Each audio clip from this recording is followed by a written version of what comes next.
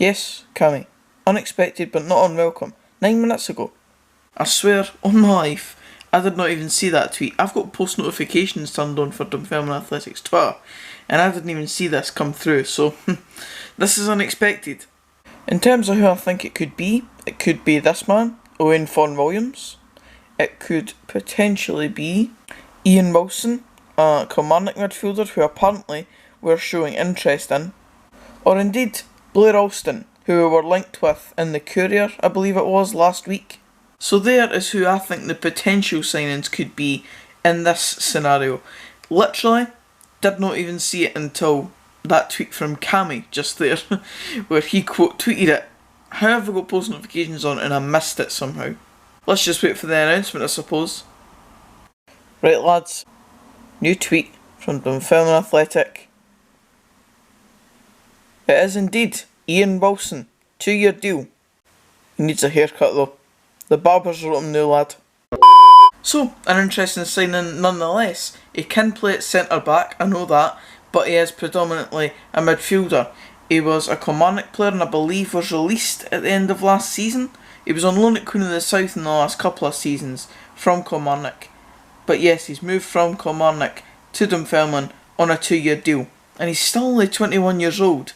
Insert this clip though from when we played Queen of the South at the end of the 2018-19 season, when we played horrendous and Iain Wilson ran the show and I was fed up.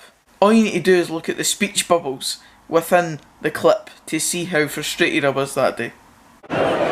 Sponsor's choice of Queen's Man of Match, number 21, Iain Wilson.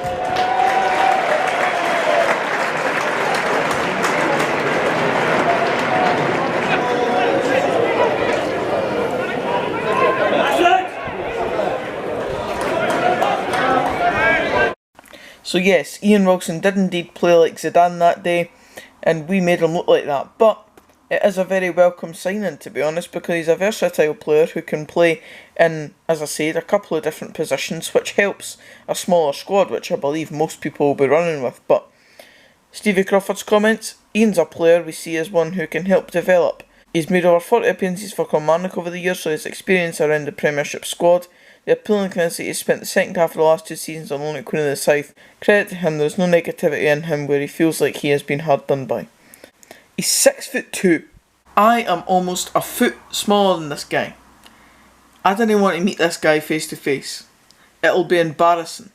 But anyway, regardless of this, pleased that there's been a signing today. Wasn't expecting it. Another signing in the door at East End Park. That's now our 6th of the summer window. We're miles ahead of any other championship team at this point.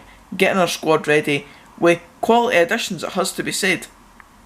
17:01, ladies and gentlemen.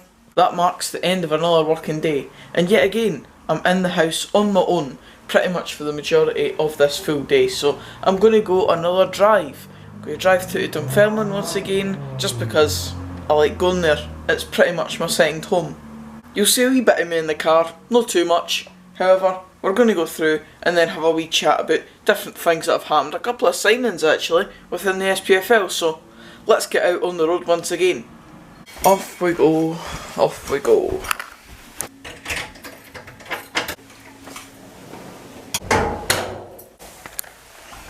Off we go.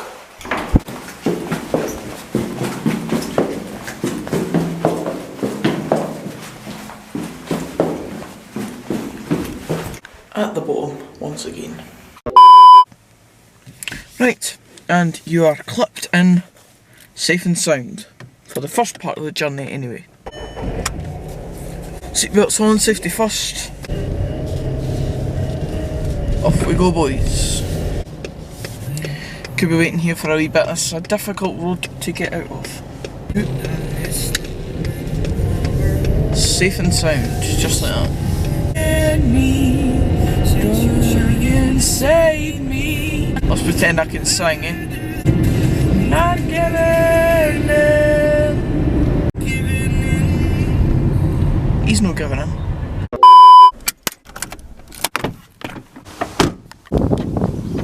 Right, so we'll go for a bit of a walk and have a bit of a chat whilst I'm doing so.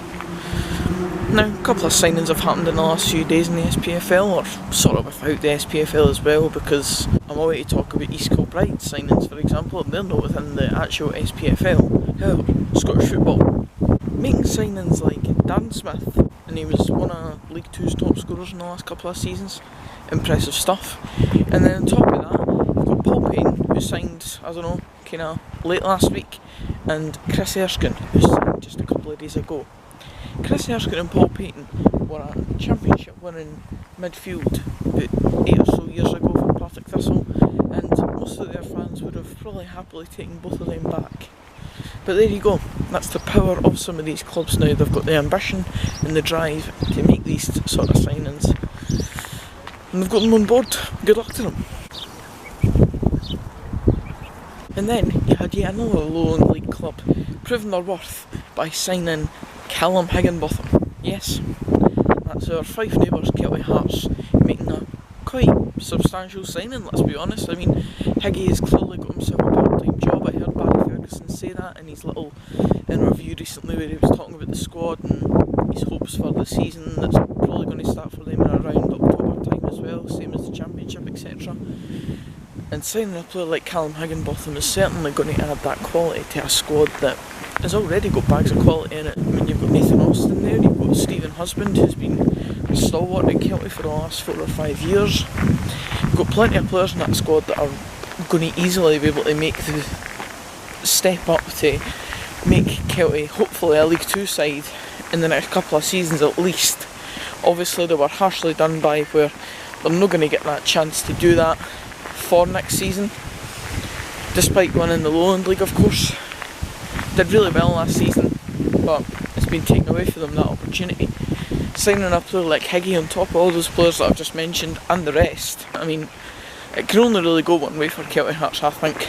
We're going to have tough competition, as I've already said, with East Kilbride making signings like they have, and there's other Lowland League sides that have made impressive signings as well, but I can just see Kelty Hearts still being the better side over the course of a season, because they've done it so often in the last few years at least, and last season they'll have that drive to want to do it again and get it done this time. And as we walk up to where? East End Park, ladies and gentlemen, the back end. That's the sort of entry to the northwest. You come up for this bit, walk up here, this is the kind of car parky bit, but that's the entry to the northwest from the northwest area. I usually enter down that side where's the front of the stadium, and this is sort of the bit that, I don't know, I've never really had to be in on a match day, so I only get to be here really when it's around about times like this where I just come up, walk or a gander. So being outside East End Park, what better time to talk about a new signing for the wee team? Raith Rovers. They have just signed Jamie MacDonald. Now, what a fantastic signing that is, isn't it? It's a bit of business that fans of all championship clubs were hoping that their club would make, because Jamie MacDonald is a free agent, played for Alloa last season on loan and improved his worth massively, and was let go for Kilmarnock, I believe, and Raith Rovers are snapped off on a 2-year deal. It's a fantastic piece of business. I can't take the mick, I can't say anything about it, because at the end of the day it would have been one of the targets that I would have hoped Dunfermline were looking at. I think it really opens the door for us to sign Owen Vaughan Williams now. So signing Jamie MacDonald is a big step in the right direction for Raith Rovers. They've got a settled back four, and now they've just added extra quality on top of that with someone like Jamie MacDonald coming in. Really fantastic piece of business, and you're still the wee team, but you can make good signings every now and then. You're allowed that. Even a broken clock is right twice a day. Just did a bit of jogging there. It's fair to say I'm extremely unfit in comparison to what you'd think I'd be. The bottom of my back is in a wee bit of pain, but I suppose that's what happens when you didn't do any fitness for like basically all your life. Horrendous. But that's basically it for this video, guys. I'm enjoying doing these wee type of videos, because at the end of the day it means that I can go out the house, go for a wee walk in the old city of Dunfermline, and I just fill the time a bit and get a video done at the same time. So hopefully you enjoyed it. If you did, give it a like. Comment down below your thoughts on the signings that I've spoken about, And until the next video, which will be at some point this weekend, I'll see you then. Cheers guys.